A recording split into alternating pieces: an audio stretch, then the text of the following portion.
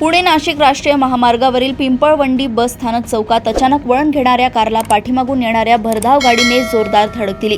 हा अपघात अत्यंत भीषण होता व दोन्ही वाहने रस्त्याच्या कडेला फेकली गेली, मात्र सुदैवाने यात कोणतीही जीवितहानी झाली नाही।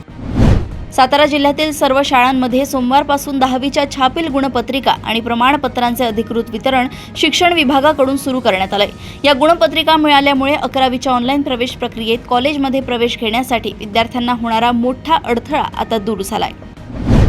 सांगली सातारा स्थानिक स्वराज्य संस्था मतदारसंघातून महायुतीचे अधिकृत उमेदवार धैर्यशील कदम यांचा अर्ज दाखल केल्यानंतर पालकमंत्री चंद्रकांत पाटील यांनी निवडणूक बिनविरोध होण्याचा विश्वास व्यक्त केला।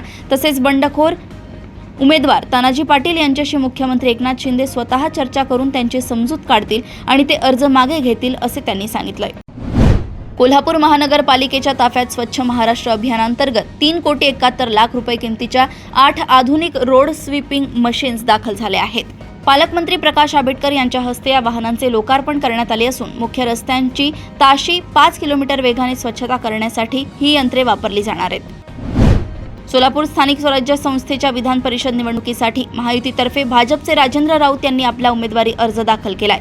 यावेळी बार्शीच्या राऊत समर्थकांसह शेतकरी कामगार पक्षाचे आमदार बाबासाहेब देशमुख उपस्थित राहिल्याने सोलापूरच्या राजकारणात नवीन समीकरणांची चर्चा सुरू झाली आहे।